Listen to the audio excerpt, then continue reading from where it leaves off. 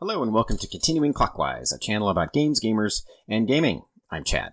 So this week is going to be another campaign debrief from a recent Dungeons & Dragons game that I played. So if you haven't watched the previous debriefs, I recommend that you do. I think you'll enjoy this video more, but even if you haven't, go ahead and you can watch this one and I think you'll like it.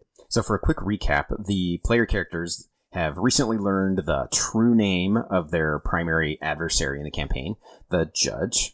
And they have all but one of the components needed to summon all the demon lords to one location where they are expected to fight each other.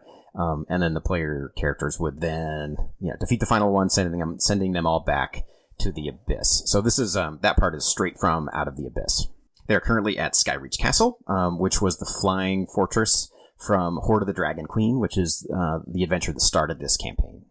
So the prep for this session was really pretty easy. Since we're near the end of the campaign, there really aren't that many options for what the players are going to do.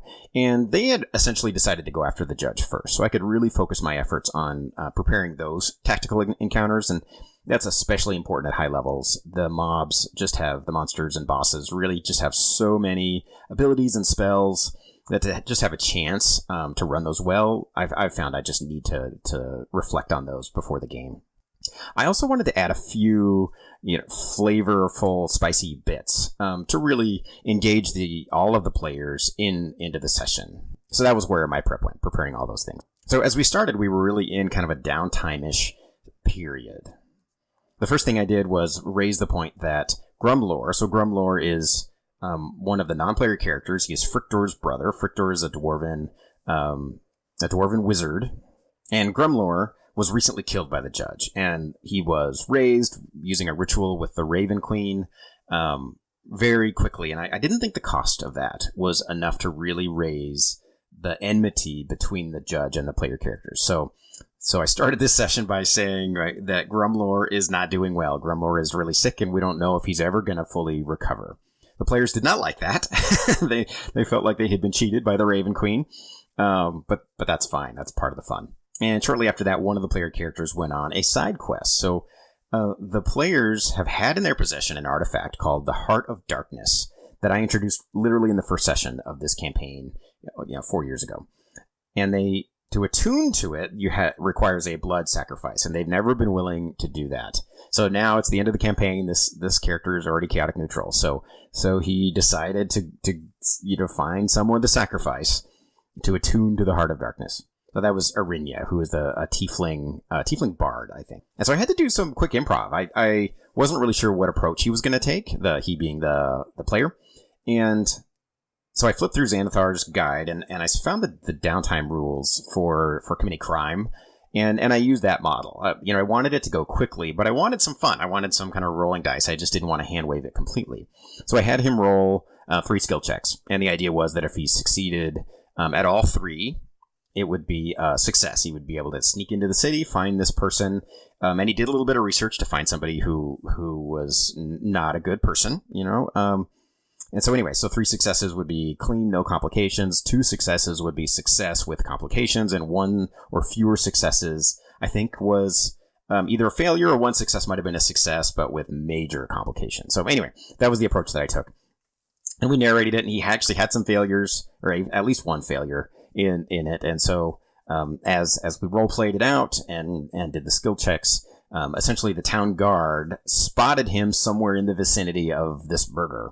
And so he's wanted, at least for questioning, in this city. But he was able to escape without being captured. He was able to kind of sneak in and commit the crime, do the murder, sacrifice that person, and is now attuned to the Heart of Darkness, which gives some artifact level abilities to this player character, but also with some cost. And so that was something I had prepared before the session as well. I also prepared a role-playing encounter just focused on Ariana the Druid. So she's a high-level druid.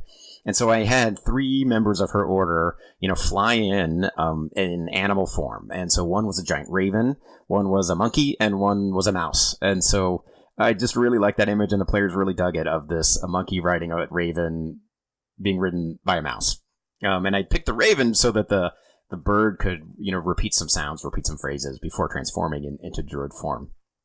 And that was just really fun. And so the idea was just that the druidic order is reminding Ariana of her responsibilities, or telling her to resolve this situation. This is very important, that the demons and the judge must be taken care of, and she's responsible for that. Around that time, I also had one of the judge's main lieutenants, Gar, cast another scrying spell. So this has been happening ongoing, but it's been happening. It was being focused on one of the non-player characters, Rend, who was an Aarakocra that the players saved recently. But Rend is back home, and so they've had to shift. The bad guys have shifted the scrying to Gimlet, and Gimlet is a rogue dwarf in the party, and so I had him roll the wisdom save as required by the spell, and he passed it. And so here, this is really something that I find a lot of fun, is when you can use metagaming to your favor. So they all know something happened. They all know there was a reason that Gimlet had to roll a wisdom save, but they don't know yet what that was about. And so hopefully later on, I can, in some dialogue or something with the judge or with Gar or something, I can kind of raise that question again, and they'll learn that they've been scryed on and put that together, hopefully. That's the plan anyway. We'll see. A lot of being a good DM is just throwing out hooks, just throwing out stuff and then finding opportunities to try to tie some of those things back together. Yeah, that's how I do it anyway. As expected, after all that kind of downtime stuff was resolved, they headed back into the judge's dungeon, so to go get him. As a reminder, I've been using the Mega Dungeon from Princes of the Apocalypse as the judge's home base, and that has worked really, really super well. I've had to make some modifications, of course, but generally I've just been doing it as in the book.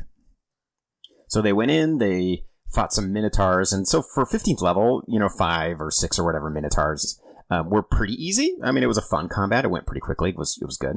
But those Minotaurs had these spheres, and as soon as they saw the player characters, they broke them. And so the logic of that is that everyone, especially the intelligent creatures in the dungeon who understand their relationship with the judge, know that the player characters are coming. They are expected. And so this was the way of notifying, just in a yes or no, they broke the thing and notified the judge and his lieutenants that the players were here. Time to get serious. So after that battle, Vanifer, who is a tiefling lieutenant, kind of fire elemental-y kind of player or non-player character, and Halanaxis, who is the young red dragon, were ready to fight the player characters. So Halanaxis had also been humiliated by Frictor several sessions ago, and so he really remembered. Dragons don't forget that sort of thing at all. And so I let the player know in a bit of a metagamey way, Halanaxis will kill your character given the opportunity. There will be no holds barred. And so that was fun. I didn't really get that close to it, but he knew it was real, and I knew that player would enjoy that tension. And overall, that encounter wasn't that lethal, but it was a lot of fun. The players used a lot of resources, a lot of spells to win. And I did it in that, and I'll put a picture up here, but it's this lava field. It's really the first entry point in the most dangerous kind of level of that dungeon, of that mega dungeon. The one regret I have is that I didn't maximize Vanifer's fire immunity. So she could have just walked through that lava and it would have been so badass, but I didn't think of that. I had her standing on stones instead, and that limited her movement and was just not quite as cool. It was still fun, but if only I'd thought of that. The thing that went really well that I've been doing more and more and just validated my approach is using an array of hit points. So this is kind of a secret. So it's only a secret to my players because I don't want to wreck their immersion. I think every DM should do this. All the mobs, I used an array. Whenever they've lost hit points, kind of in the spread of possible hit points for that creature, I decide in a moment-by-moment basis when that creature dies. So whenever it is dramatically useful, I call it. So that just gives me a little bit of a chance if they haven't been able to do one fun thing yet. I let them. If the combat is really, everyone's enjoying it and enjoying the risk, I'll let the combat go longer. If the players are struggling, or it's the end of the session, or it's starting to grind, I'll call it earlier. It's a tool that I found to be very useful for making combat more fun. And so that was the end of the session. The players are deep in the dungeon. They've used a lot of resources, and they're already talking about resting. They have, Frictor has Liamon's tiny hut, and I know he'll probably want to use that. And they also have Darren's Instant Fortress. It was actually also from Out of the Abyss. It was, in our campaign, it was given to them by the judge, however, when the judge was trying to curry their favor. And I'm going to let them have the short rest. I think that'll be cool. That'll make sense. It'll give them a breather. I don't want them to have the long rest, and I think they may try to have a long rest using those resources. So I've got some ideas on that. I'm going to interrupt it one way or the other. I know that the tiny hut can be dispelled, and because the judge gave them the fortress, the instant fortress, that the judge has access to the code word. It was actually a lieutenant of the judge, but whatever. So I'm prepared, to use those resources that the judge has to interrupt that. And I think that'll be super fun. The other concern that I have of next session is that I know 2 of the players won't be able to make it. That's part of why I have 5 players, is so that if 1 or 2 don't make it, we still have 3. And I think 3 is really a good quorum for playing D&D.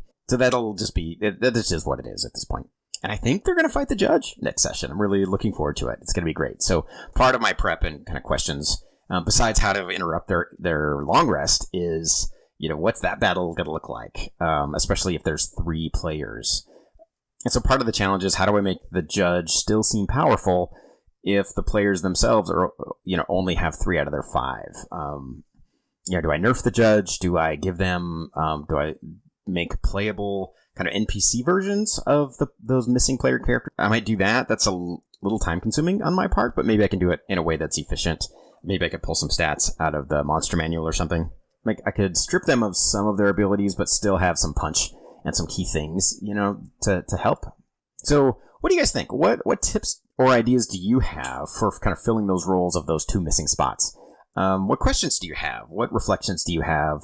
Have you kind of been at the end of a campaign like this and had similar challenges or different challenges? What were your challenges for ending a campaign? I'd love to hear in the comments. If you like this video, please click the like button. Consider subscribing to my channel. I'd really appreciate that. And until next week, game great.